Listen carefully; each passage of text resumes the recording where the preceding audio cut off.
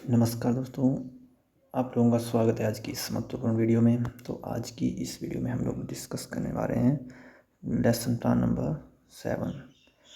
तो दोस्तों इससे पहले हम लोग 6 लेसन प्लान जो है तो डिस्कस कर चुके हैं। जिन्होंने वो चेकआउट नहीं किए हैं वो प्लीज़ जाके प्ले लिस्ट में चेक कर लें। दोस्तों ये लेसन प्लान रहने वाला है क्लास 6 के लिए और आज का टॉपिक है चाँद से थोड़ी गप्पे।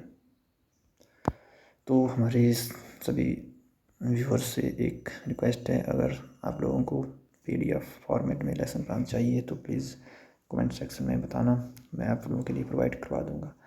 तो चलिए वीडियो को शुरू करते हैं।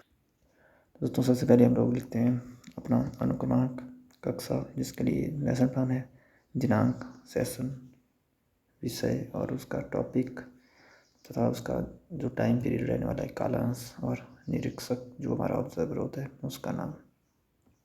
इसके बाद रहेंगे हमारे पास मुख्य शिक्षण बिंदु। ये पहले नंबर पे आते हैं यहाँ पर, जैसे कि कविता का नाम, इसका सारांश, आदर्श अलापन, अनुकरण अभ्यास, कठिन शब्दों का अर्थ, अनुकरण अभ्यास, अलापन और इसकी व्याख्या तथा बोधात्मक प्रश्न और सस्वर अलापन। इसके बाद रहते हैं हमारे पास इंस्ट्रक्शन ऑब्जेक्टिव्स, ये सेकंड नंबर पे आते हैं। तो इन उद्देश्यों को, ये कुछ एक उद्देश्य होते हैं जिनको इस कविता को पढ़ने के बाद छात्र पूर्ति कर लेंगे इन उद्देश्यों की। जैसे कि ये रहे आपके पास, कविता का नाम लिखने में समर्थ हो जाएंगे, शब्दों का सही उच्चारण करने में, कठिन शब्दों का अर्थ बताने में। इसके बाद हमारे पास 3 ऑब्जेक्टिव्स ये रहे, अनुवाद करने में, व्याख्या देने में और इसका सार निकालने में समर्थ हो जाएंगे। इसके बाद बात रहती है शिक्षण सहायक सामग्री की। 2 प्रकार की सामग्री रहती है इसमें, सामान्य और विशिष्ट। इसके बाद होता है दोस्तों, जो बच्चे होते हैं स्टूडेंट्स, उनका पूर्व ज्ञान परीक्षण 4th नंबर पर। इसमें उनसे कुछ एक प्रश्न पूछे जाते हैं जो उनका प्रीवियस जो नॉलेज होता है उसको टेस्ट करने के लिए किए जाते हैं। तो ये रहे आपके पास दूसरा क्वेश्चन, तीसरा और चौथा क्वेश्चन। तो फिर जो एंड वाला क्वेश्चन होता है उसमें वो उत्तर नहीं दे पाते हैं स्टूडेंट्स। फिर इसके बाद होती है उपविषय की उद्घोषणा दोस्तों। तो फिर यहाँ पर होती है उपविषय की उद्घोषणा 5th नंबर पर। यहाँ पर बताया जाता है कि तो आज हम लोग किस किस कविता के बारे में क्या क्या हम लोग जानने वाले हैं, उसको जो पेपर टीचर है वो थोड़ा सा उसके बारे में बताता है। इसके बाद दोस्तों 6th नंबर पे होती है यहाँ पर प्रेजेंटेशन स्टार्ट, यानी कि प्रस्तुतिकरण होता है यहाँ पर फिर हमारे पास 4 कॉलम्स आते हैं। एक होता है मुख्य शिक्षण बिंदु, छात्र अध्यापक क्रियाएँ, छात्र क्रियाएँ और स्वयं पठ कार्य। तो सबसे पहले यहाँ पर कविता का सारांश दिया जाता है जो पेपर टीचर होता है। यहाँ पर जो छात्र अध्यापिका होती है वो छात्रों को बसंत भाग 1 पृष्ठ संख्या 23 निकालने के लिए कहेगी।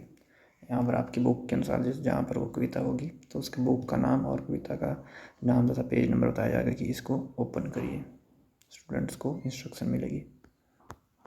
और यहाँ पर हेडिंग जो कविता का नाम होगा उसको लिखा जाएगा ब्लैक बोर्ड पे, तो यहाँ पर भी ब्लैक चार्ट का प्रयोग किया होगा यहाँ पर भी। फिर ये रहा दोस्तों सारांश, यहाँ पर सारा सारांश दिया जाएगा पेपर टीचर के द्वारा। इसके बाद होगा आदर्श अलापन, पेपर टीचर जो छात्र अध्यापिका या अध्यापक होगा लय, स्वर, आरोह अवरोह के साथ आदर्श अलापन करना होगा यहाँ पर, और सभी स्टूडेंट भी इसका साथ साथ आरोपण करेंगे। इसके बाद दोस्तों अनुकरण अभ्यास किया जाता है। यहाँ पर जो पेपर टीचर है वो जो भी कठिन शब्द होंगे उनको खुद जो है तो सही तरीके से उच्चारण करेगी उनका चैम्बर पर लिख के, और उनसे भी अनुकरण करवाएगी, उसको उनको बताएगी कि क्या कहते हैं इसको। जैसे कि ये रहे यहाँ पर आपके कठिन शब्द, इनको ब्लैक बोर्ड के ऊपर लिखा जाएगा। इसके बाद कठिन शब्दों के अर्थ बताए जाएंगे फ्लैश कार्ड के द्वारा। तो यहाँ पर ब्लैक चार्ट का प्रयोग भी होगा यहाँ पर, और यहाँ पर शब्द अर्थ। इसके बाद बारी आती है दोस्तों आदर्श जो अनुकरण आलापन होता है उसकी। तो यहाँ पर छात्र अध्यापक जो है तो 2 या 2 से अधिक छात्रों को कहेगा कि कविता का अनुकरण आलापन कीजिए। और इसके साथ ही यहाँ पर जहाँ पर कठिन शब्द बताए जाते हैं फ्लैश कार्ड के माध्यम से दिखाएगी या दिखाएगा, उसके बिल्कुल सामने यहाँ पर सामने वाले पेज पे मिनीचर लगता है, यहाँ पर फ्लैश कार्ड शो होता है, इसको भी लगाना है आप लोगों को। और यहाँ पर जो स्टूडेंट हैं वो अलापन कर रहे हैं उसका, और अब जो पेपर टीचर है वो व्याख्या करेगी दोस्तों यहाँ पर। तो ये रहे, जो शुरू की एक लाइन होती है और लास्ट की वो लिखी जाती है, और बीच में ऐसे डैश लगा देने आप लोगों ने, और सभी स्टूडेंट जो तो ध्यानपूर्वक सुनेंगे इसको। इसके बाद बारी आती है बोधात्मक प्रश्नों की। तो यहाँ पर जो छात्र अध्यापक है वो बोध परीक्षण के हेतु कुछ एक प्रश्न उनसे पूछेगा जो हम लोगों ने पढ़ा उससे रिगार्डिंग।